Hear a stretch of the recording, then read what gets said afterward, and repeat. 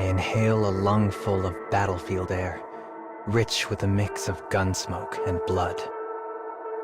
Our operation was a smashing success, but while my fellow soldiers are content going back to base and celebrating our victory, I'm heading out on a new mission.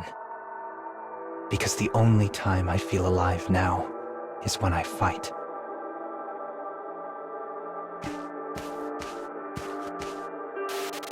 Revenge drove me. It's all that ever drove me. But then I ended up killing my own father.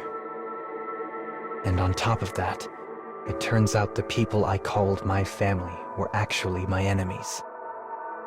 What a goddamn joke, right? Anybody else laughing here?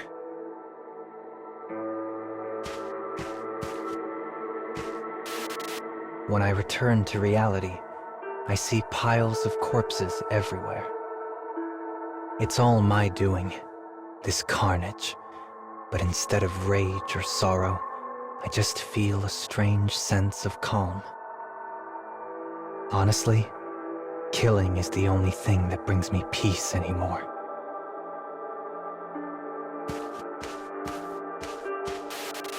Suddenly, an explosion shakes the ground. A close one. The sky turns red as flames arc up toward the heavens. As I stare at this crimson sky, my heart begins to race. I set out in search of someone to fight, hoping to calm my jangled nerves.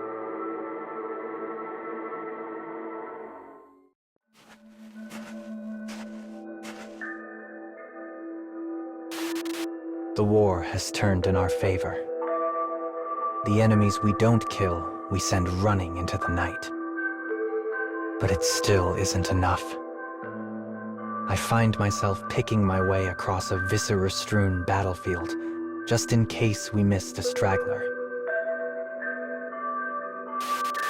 After a bit, I sense someone hiding behind a collapsed house.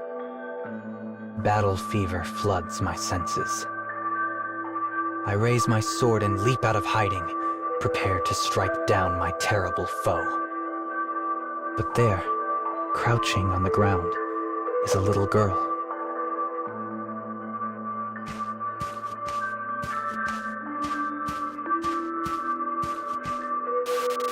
God damn it, I think. We're under orders to protect civilians, which means I gotta drag this kid around with me until I find a place to dump her off. What a pain in the ass. I extend a bloody hand and grab the girl by the arm. She screams. I don't care. I give her a good yank and start walking. She responds by pinwheeling her other arm and toppling face down into the mud. That's when I realize the kid is blind.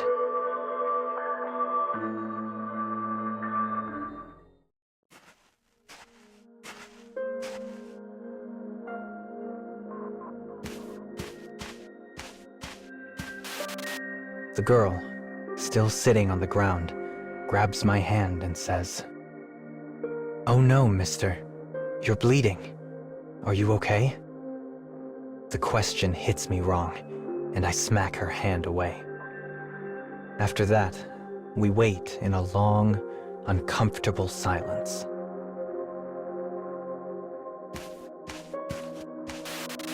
"It's not my blood," I say finally.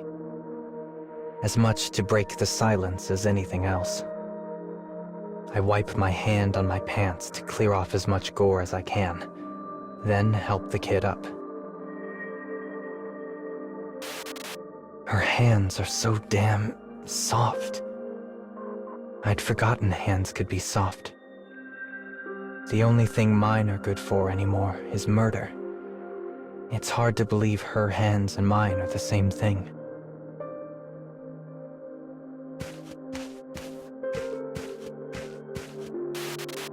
With no other choice, I throw her across my back and start working my way back to base.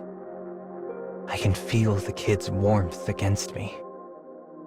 And there, in the strange silence you always get on a battlefield after a fight. The only thing I can hear is the beating of my own heart.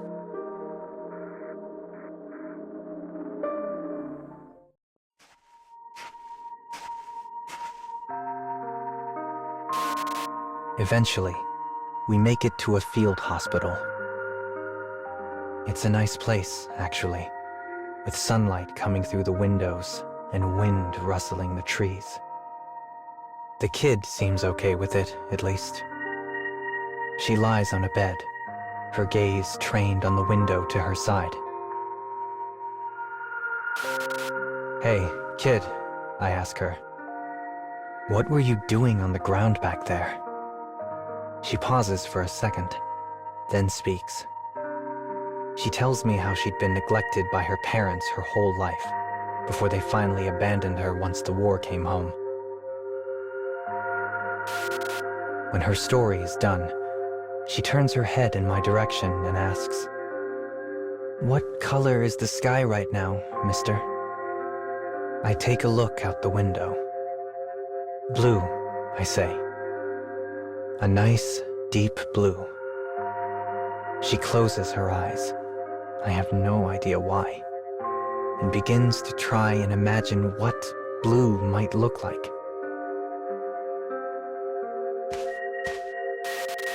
I don't know why I feel uneasy here, but I do. Something about being near this kid puts me on edge. My heart is racing again, but in a different way than the discomfort I've felt for my entire life. And as I try to identify what this strange feeling is, I picture the color of the sky in the girl's imagination.